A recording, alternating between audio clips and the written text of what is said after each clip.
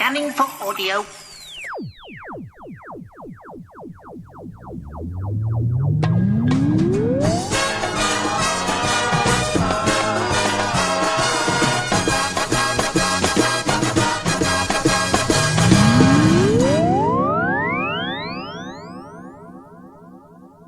Hello and welcome to this episode of For Your Consideration. This time it's Michael's choice, and he has chosen the 1998 film Gods and Monsters, about the last part of James Whale's life. James Whale being the director of such films as Frankenstein and Invisible Man and Bride of Frankenstein in the 1930s. Originally from Dudley, but made his name in Hollywood. I had never heard of this film before. Michael brought it to my attention at the end of last episode. So, Michael, hello. Hello. Tell us about your... Well, do you want to start with your history with the film, or do you want to talk about the Universal Monsters thing first? I'll do... Okay. Big fan of Universal Monsters. Right. The original old black and white movies. I've got a Blu-ray set that just takes a hammer in quite often.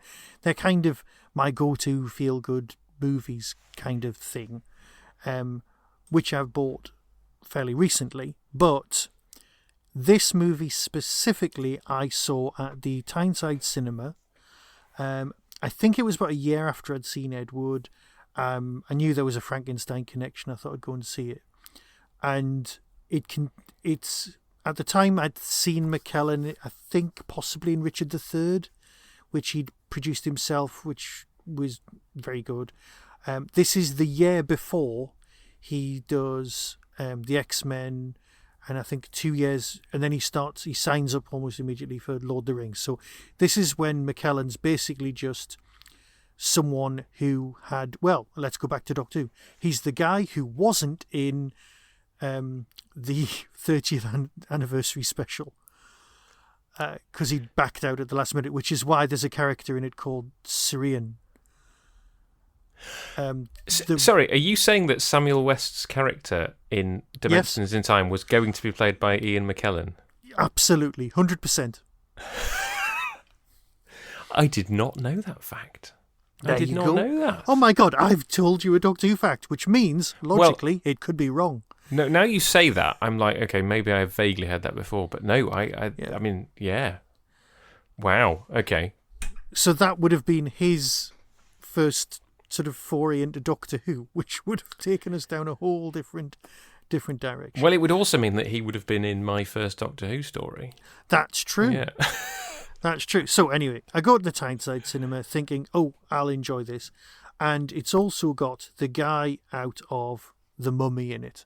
Okay. But again, the year before The Mummy? Well, exactly, yeah. So I think he'd done like Dazed and Confused, which is one of the few films but with him in I've not seen. I've not seen that. I've not seen The Whale. But I am a massive... I've never seen him be bad in a film. I have seen bad films with him in. I've seen George of the Jungle. But right. I have yet to see him be bad in any film. In a film, yeah. Absolutely. Brendan Fraser is a superb actor, so I thought this will be great.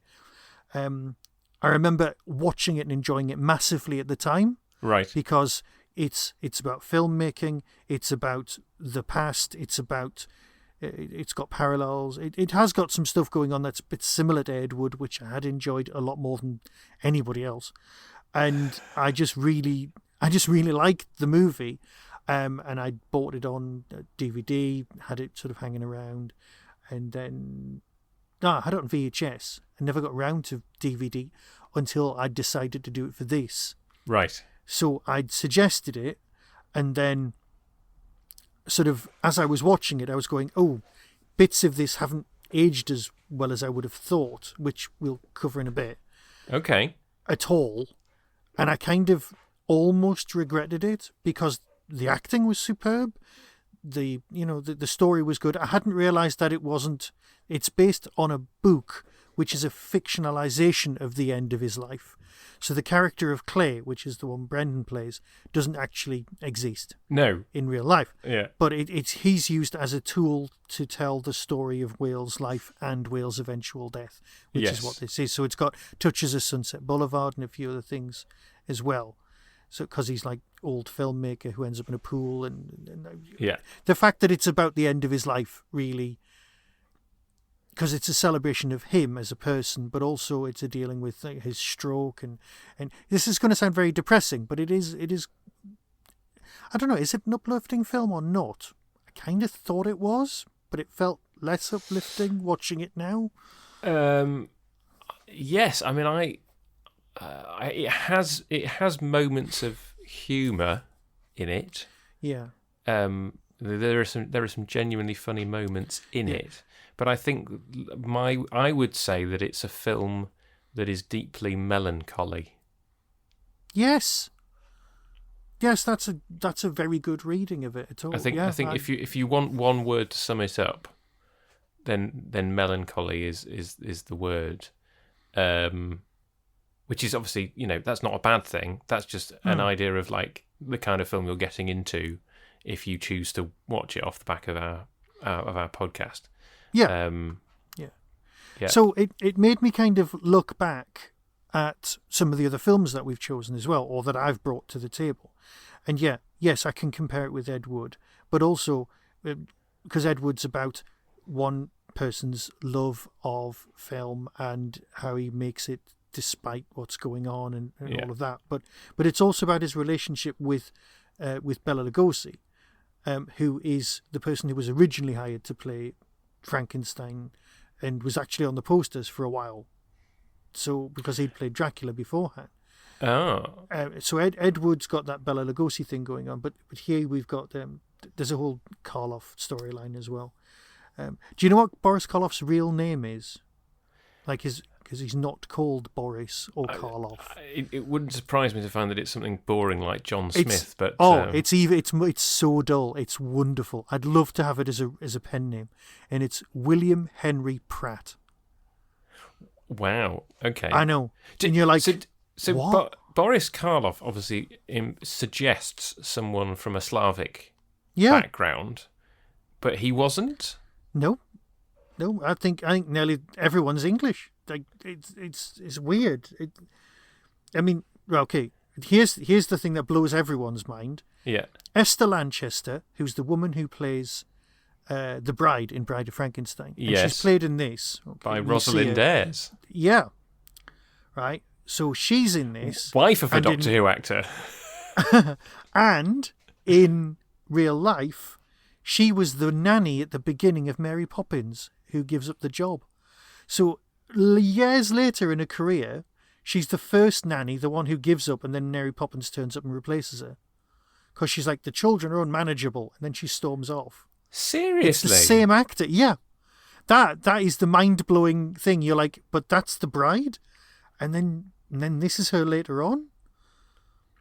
So sorry, so hang on. No, are you talking about Rosalind Ayres, or are you talking about the actress? You're talking about the actress I'm talking about Esther Lanchester. Right, who played... The actual bride. The actual bride. In the actual original movie. In the original 1930 film, then appears in Mary Poppins.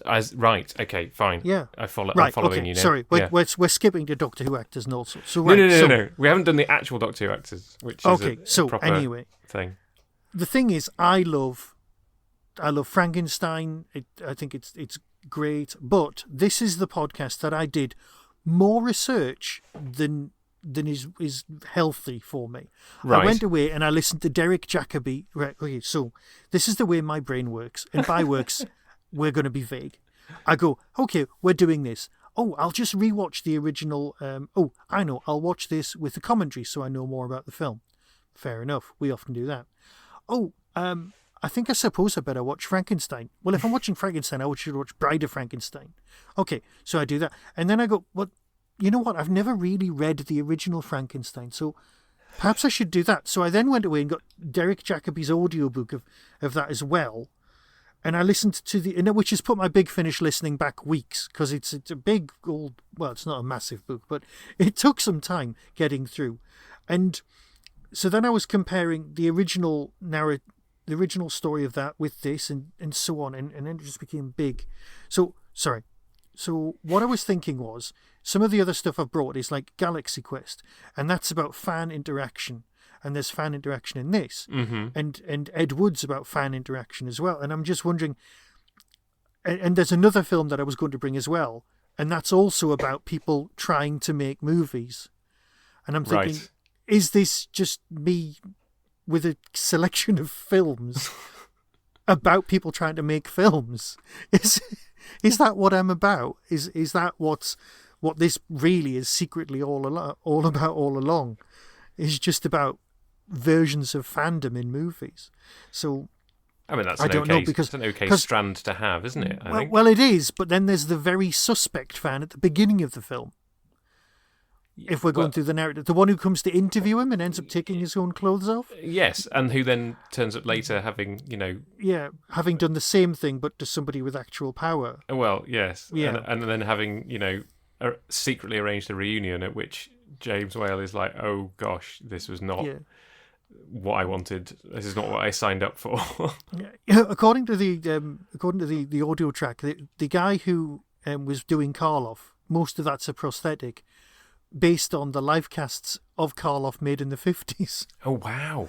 I know. It's like, okay, we took this too far. I think a lot of that had to do with the executive producer. Now, you're not a horror movie fan. That's not a problem. That's not a thing. However, you are aware of the person who is called Clive Barker. He's the executive producer on this. So I spotted his name in the credits. Okay. And so Clive... I had a friend at university called Andrew who was obsessed with Clive Barker.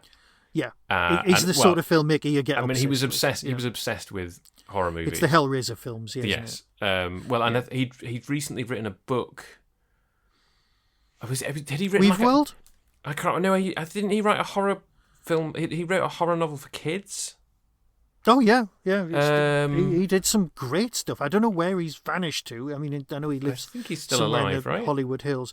Yeah, but he is, of course, an out gay filmmaker who makes horror films. Right. Which is why they went to him and went, Clive, there's a lot of parallels between this guy's life and yours. Yeah. And you've just made quite a bit of money doing other things. Do you want to invest in this? Yeah. So that was why he's the exec, because he actually cares about, people being out and in Hollywood and that. Right. And Whale was out, and he never really was in any closet, because that was it. Yeah. And also the film was written and directed by Bill Condon, who went on to direct the final Twilight films, I think.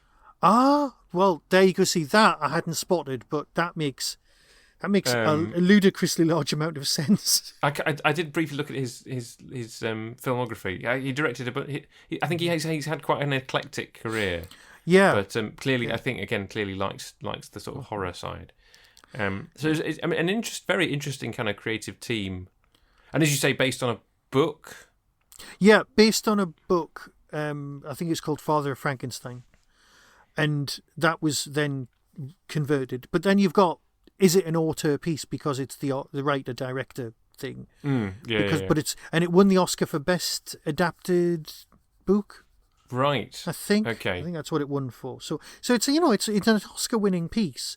But it is the reason that I was not against this film when I was watching it this time was because, and the people listening can go away, they either know about this or they can go away on the Wikipedia and find out. But basically, Brendan Fraser's career took a bit of a downturn because he'd been part of the Me Too movement when he announced that a sexual assault had taken place on him by an elderly filmmaker. I think that was the gist of it. That's the best way of putting it across.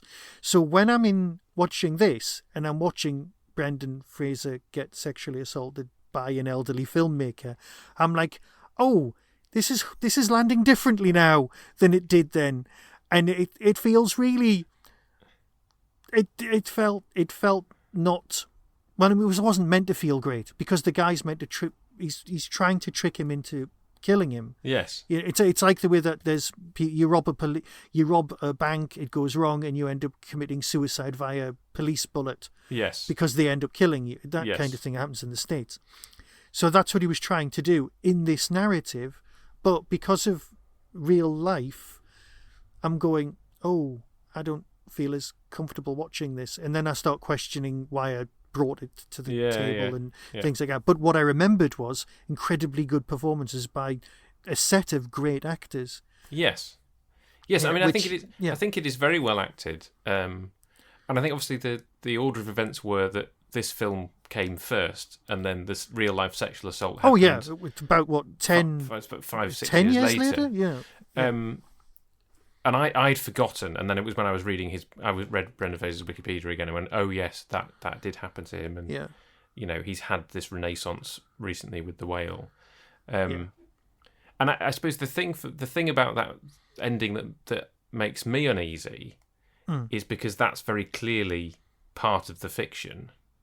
The truth is that he did drown in a swim. He did drown himself in a swimming pool to end his life because the stroke had robbed him of his life essentially, and that his ex-lover had basically kept the suicide note hidden until his own death. That's you kind of feel okay.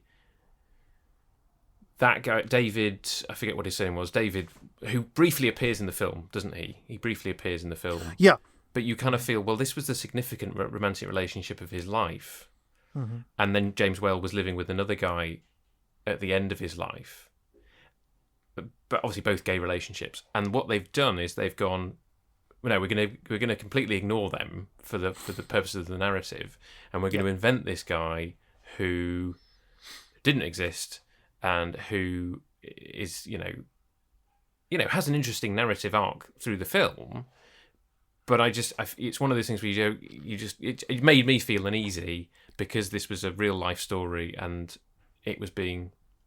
So it's a biopic, but it's heavily the main fictionalized character in it becomes so he is basically a MacGuffin. That the Brendan Fraser character Clay is just meant to be moving things along. Yeah, but he becomes such an integral and central part of the narrative that you'd be forgiven for thinking, oh yeah, that's what happened. Well, and it's also one of those films where, as the film goes on, it feels like they're dual protagonists. Yeah, it's like the film starts and it's clearly about James Whale, but by the end of the film, you're like, well, actually, it was about both of them. Should we go back to the start? Tell me what you liked about the film. Yeah, well, what I liked was how it was made. Genuinely, sorry, that sounds so crap. That sounds like some sort of kid going, I liked how it did look, and it was nice, and the man did make the monsters, and the monsters was fun. But yeah, that was what brought me in. It made me go, yeah, I love the well, all right, Dracula's okay as a black and white film, but the Frankenstein, the Bride, for me, and I'd actually forgotten he'd made The Invisible Man, and weirdly, if it was me making this, I would have concentrated a lot more of bringing aspects of The Invisible Man to the narrative as a parallel. It's like he can't be seen anymore. He's not there. That kind of thing. But also his megalomania and things like that. That's because The Invisible Man movie, what's it? Claude Rains, is so damn good. I think Wells saw it and was like, yeah, that's nailed it. And obviously for me, one of my favourites is the one that kind of finishes off the original run of Universal Monsters, which is the Creature from the Black Lagoon. But that's a whole different story for another time. But these two films, because there's not a lot of films where the sequel starts immediately at the end of the first film. So as if you could watch them all in one go. Yes. I think I can think of The Incredibles. Yeah. And this one. So you've got Back to the Future. Back to the Future, yep. They just follow straight on because Yes. they are one big block. Yeah, exactly. But there's not a lot of films like that, and Bride does follow straight on. But Right. there's let me see, I've got it written down here. So your timeline is you've got your 1910 version of Frankenstein, which is the Edison one. Caligari is in Germany in 1920. Metropolis is 27. A Journey's End is 1930, and Frankenstein is November 31. So there's only like 1 year between the release of his first film, the Journey's End one, and then this one. Right. So that's quite a big thing. Because then you've got Carl Lindley, who's the guy who runs Universal. Now he just wants to make like the best film place, but his son turns up and goes, "Dad, do you mind if I make some low budget horror films instead?" And he's like, "They're not going to make any money." "Oh yeah, go on, off you do it." And so it's Carl Lindley Jr. in it. Right. They're the ones who originally do Universal. Right. Now eventually they run into money troubles, and Universal gets sold. Okay. Now it's at this point where Whale is trying to produce the film that he talks about, which was his like last big push to be a movie maker. Yeah. And then that's the one that goes wrong. Now, according to some of the stuff I've read on the internet, and I don't know how true this is that it was meant to be about how Germany was badly treated after the First World War. Yes. Okay. I think it was called The Road Back or something. Yes. Yeah.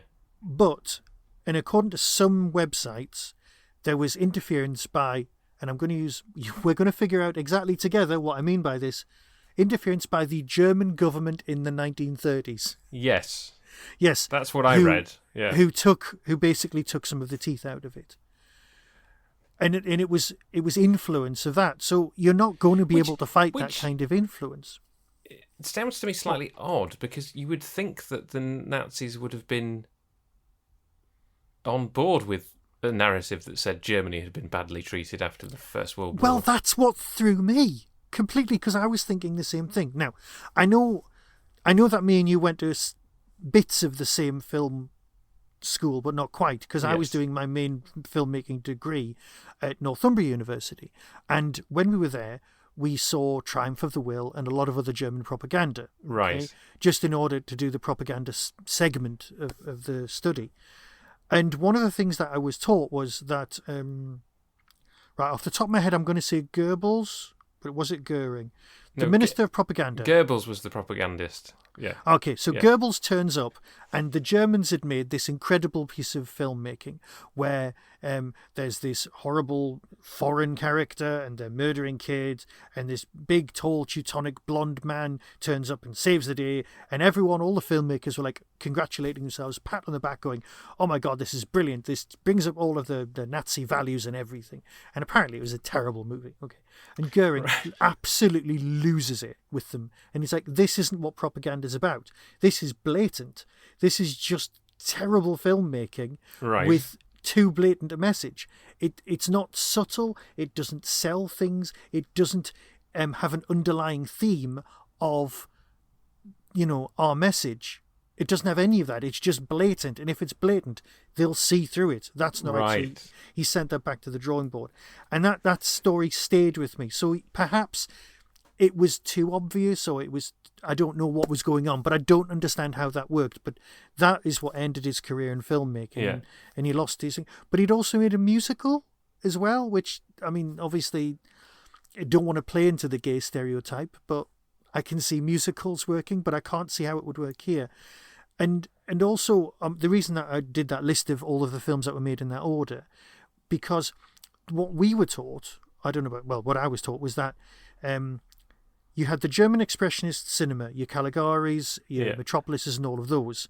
And then as the Nazis came to power, the people who made those films moved to America, and that's why Fritz Lang makes such stark detective movies later on in his career, because he's used to the lighting and the way that he knows black and white movies. Yes.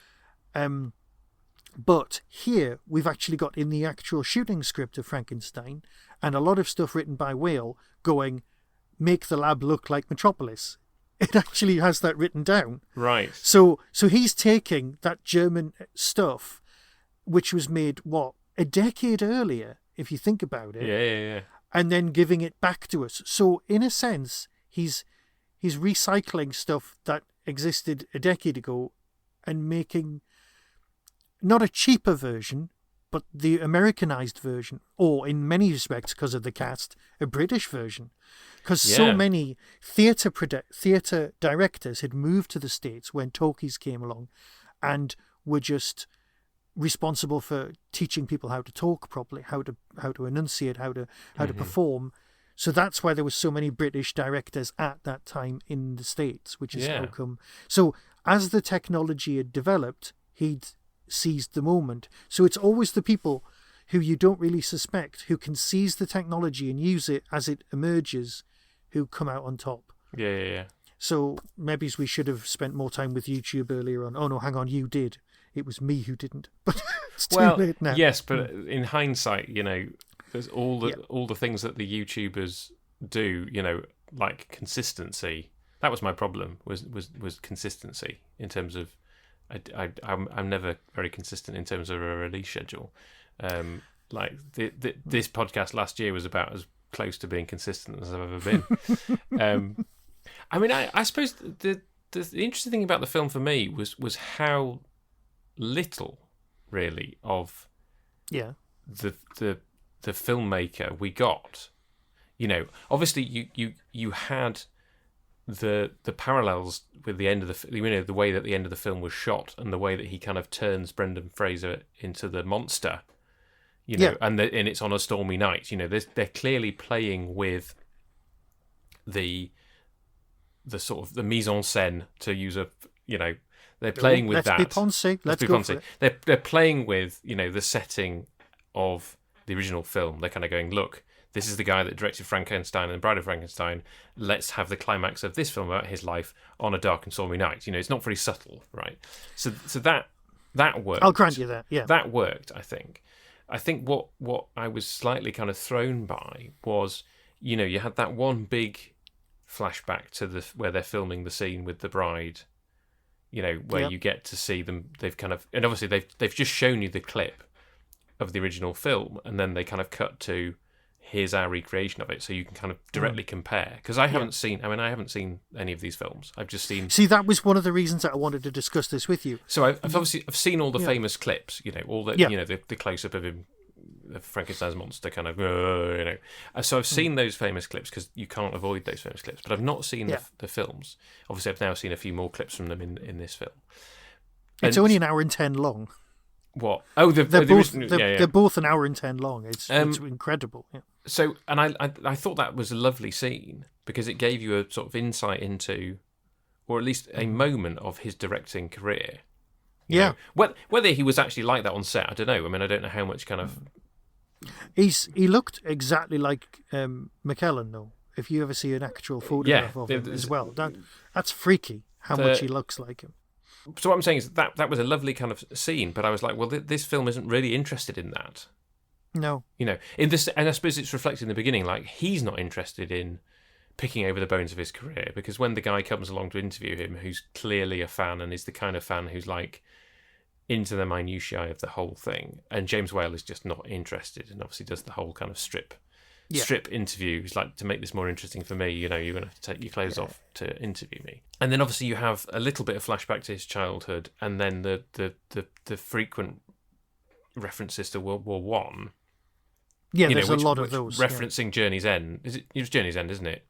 Which was the play that sort of made his name, which is about, because I was reading about this was a play that was really successful because you had all these young men coming back from the front who could not talk about what they'd experienced because of, you didn't talk about that stuff. What we would now call PTSD. Yeah.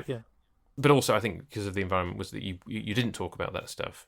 And I thought the comment about the thing they never get is the smell. And I was just like, yeah, obviously. And again, we're not getting it here either. No, that's true. That's the thing. But apparently the play was really, really successful at conveying the experiences of soldiers in the trenches. So we get that mixed in. But for the most part, it's telling a completely different story, isn't it? It's telling the story of a man who has had a stroke and his brain has been affected by this in such a way. And he's dealing with 1950s medication as well. Yeah, and it's that whole thing of like, his brain's either going at 100 miles an hour or not at all. Yes, and so it's one of those things where I was just like, it was not the film I expected it to be, because I was expecting to see more of the sort of making of. Yeah.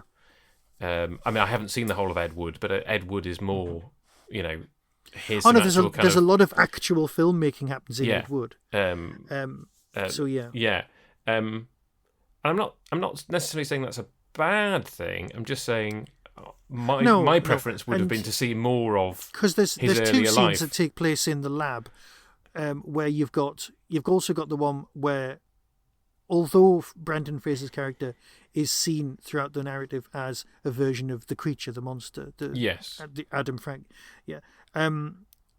in this he's actually the scientist. He's the scientist Frankenstein, and the monster is McKellen during the dream sequence when it even takes the brain out. That was quite creepy, that scene.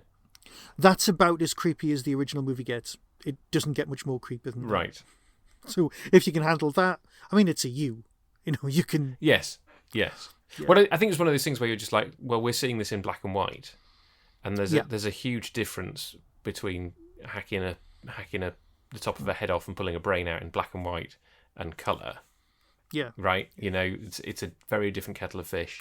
Yes. Even given the distance of time, I don't think I would bring the Peter Cushing Frankenstein Hammer films to the table for this. Right. But I would have considered bringing Frankenstein. Right. Because it's such a and it's also got so much classic stuff going on. Because, all right, we can't mention Frankenstein without mentioning Young Frankenstein, which is just an absolute homage, and it looks exactly the same and was made beautifully, and there's so much going on that's the same, and I don't even want to bring that to the table because it's such a beloved movie, Young Frankenstein. But if you've not seen that, it's just lovely. I know the theme tune to Young Frankenstein because I have it on one of those compilation CDs of movie themes. But I've seen the old clip from it, but I've never actually seen it. Well, I think we're not here to talk about that. That's fine. The thing is, when I was watching this as well, I realised that Brendan Fraser's character isn't particularly likable. You're kind of going, we're on your side, but he's not particularly nice to the female characters at all in this. And he does feel lost, but I suppose that's the point of the character. He does feel lost, and he's trying to find himself, which is a kind of a 90s film theme. Yes. I suppose I found, like you said, like he's a very good actor. Like he I think it's very easy to dismiss him because of films like The Mummy and George of the Jungle. I've not seen George of the Jungle. I like the two Mummy films. Yeah. Well, there was a third one, wasn't there? The Scorpion King. There's 4, I think. But were there 4? He's only in the first. I'm pretty sure he's only in the first two. And weirdly, the ride. Oh, okay. He's you actually see him shout at somebody on set.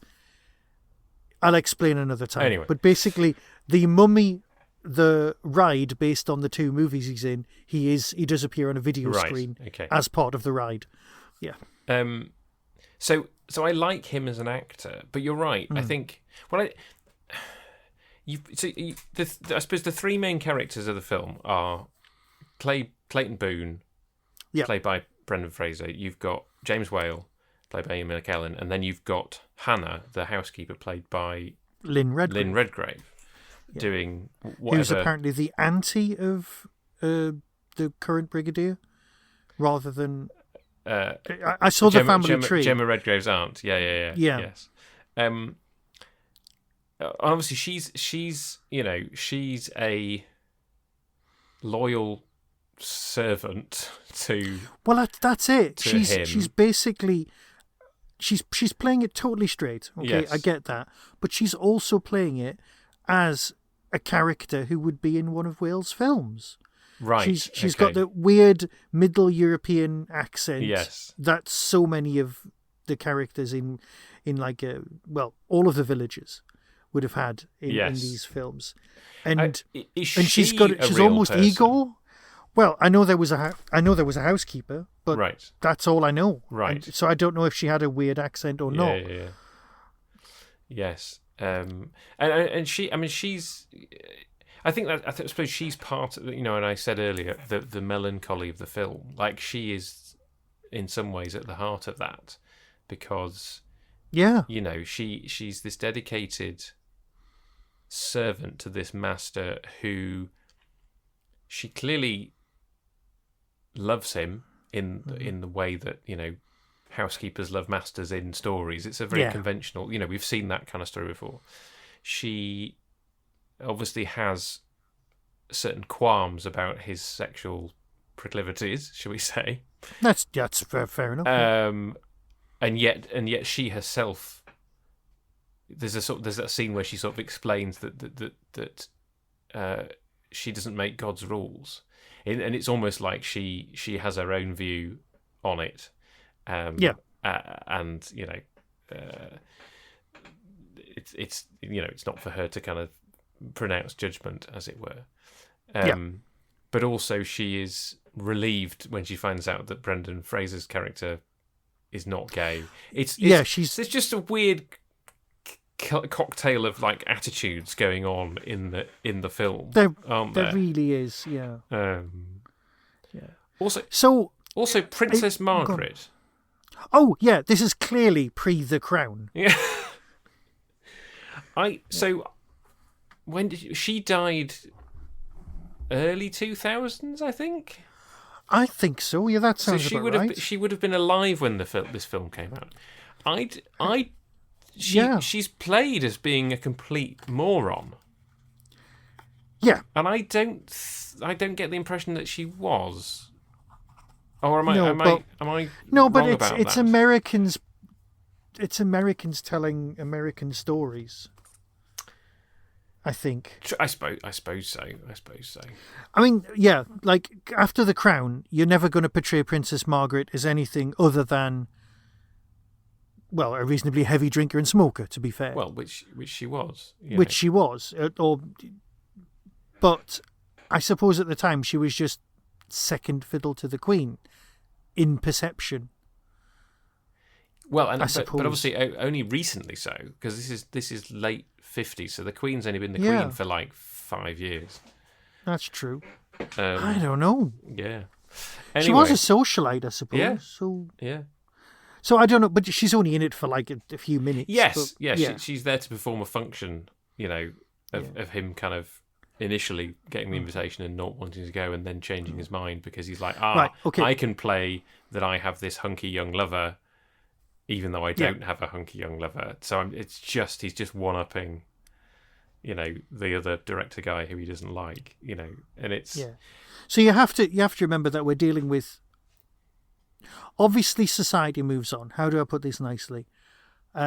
Gay sensibilities of the 50s and 30s are going to be different from the 70s, 90s, now, whatever. Yeah. Okay? Yeah. So stuff that... When people say, it was fine in the 70s... So if you're in the 70s, it was fine in the 50s. It's like certain ways of behaving were more acceptable or less acceptable, or more shocking or less shocking at various times.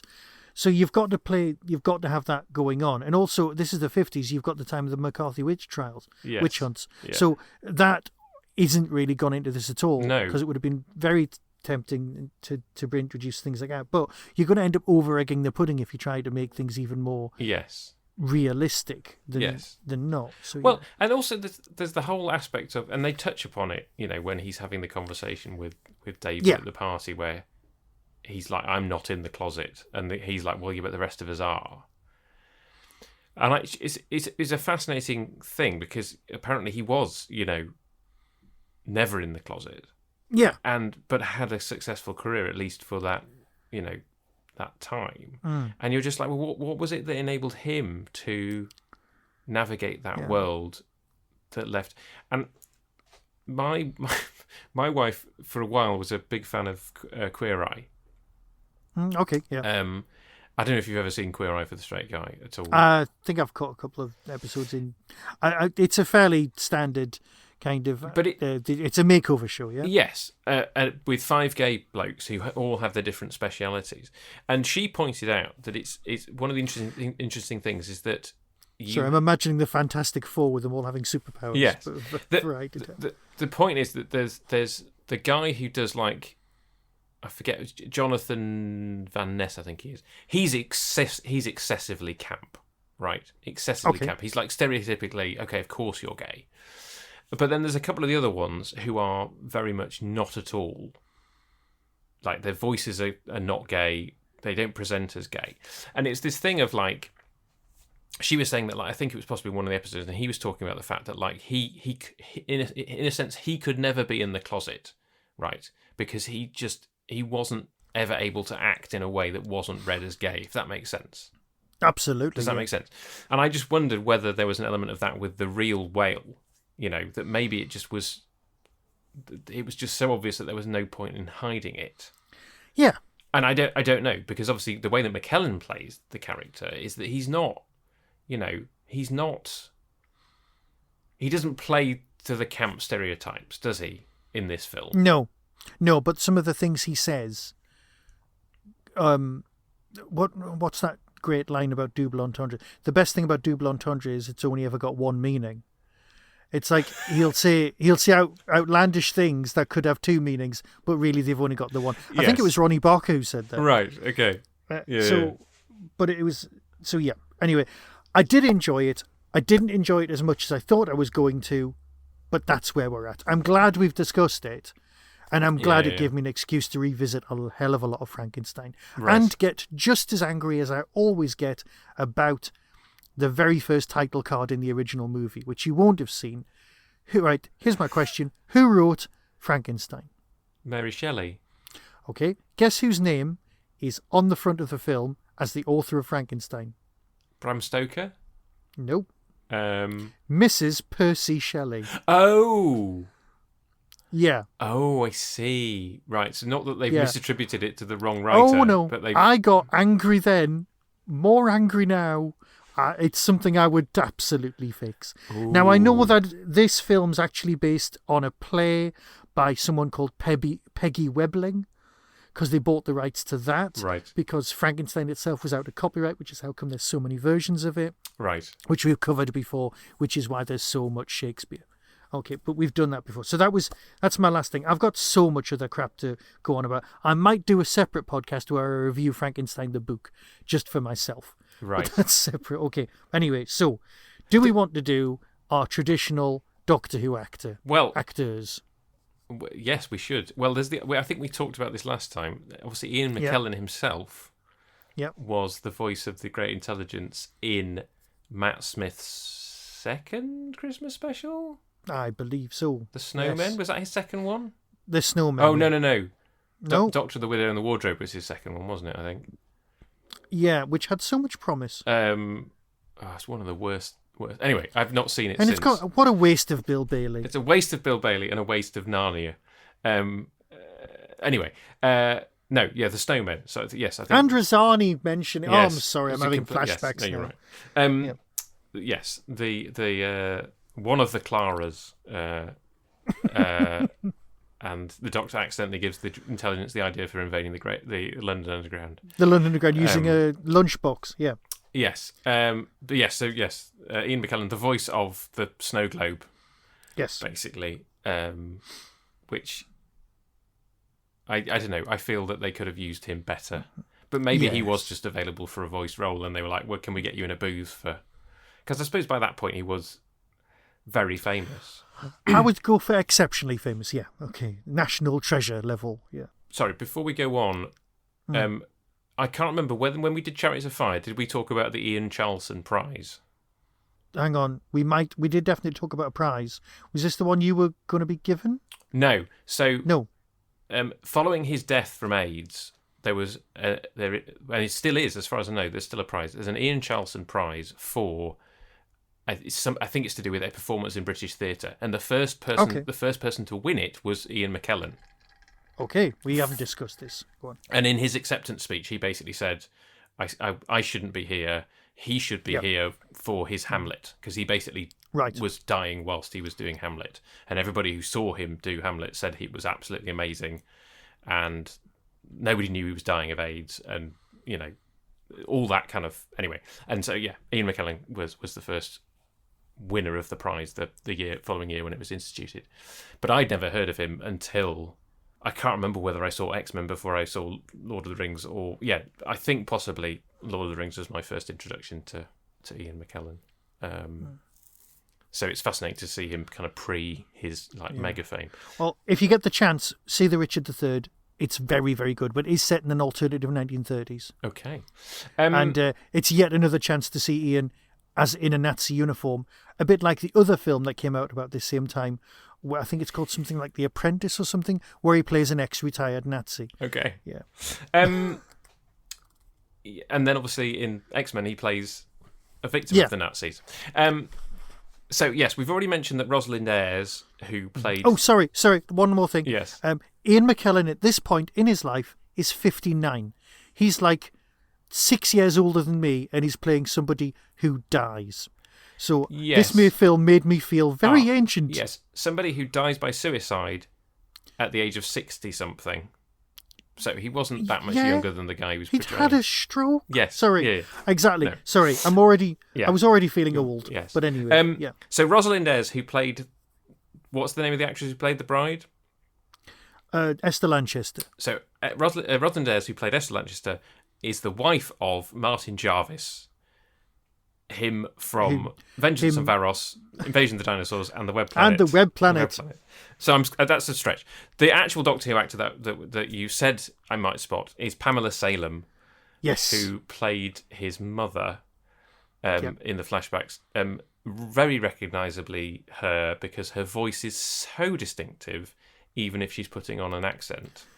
Yeah, a non-specific northern accent. Well, that bugged me, because they said he was from the north, but he was from Dudley. Dudley is very much in the Midlands. Look, anyway, I know.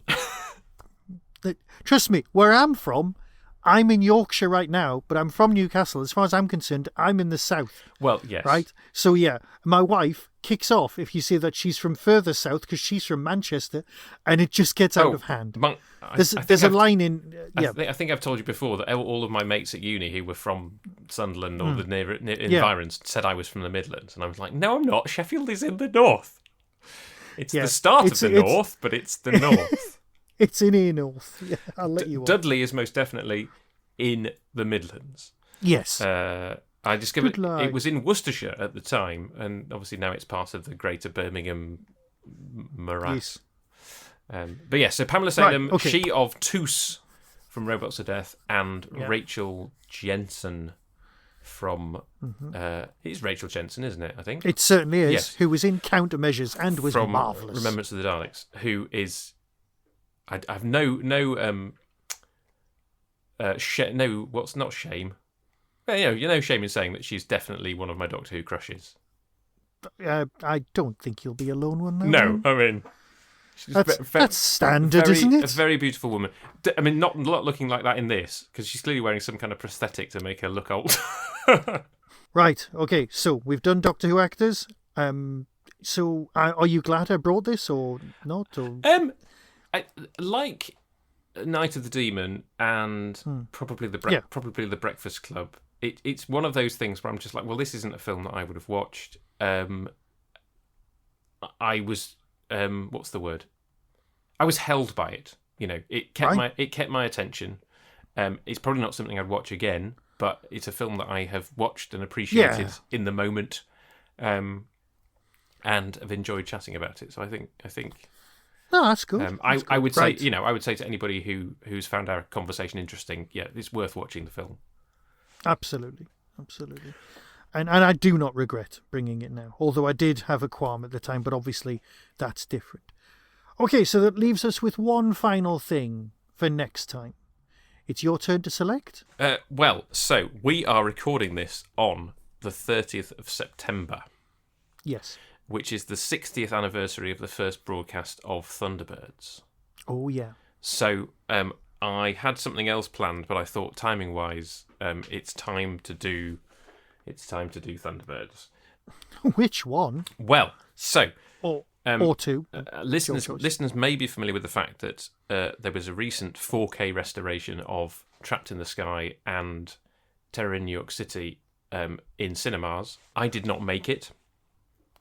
I have seen mixed reviews from people with technical know-how about... Mixed reviews? Okay. Well, I have seen lots of people going, wasn't it great to see Thunderbirds in the cinema? And then I've seen other people saying the sound and the visuals were patchy at best.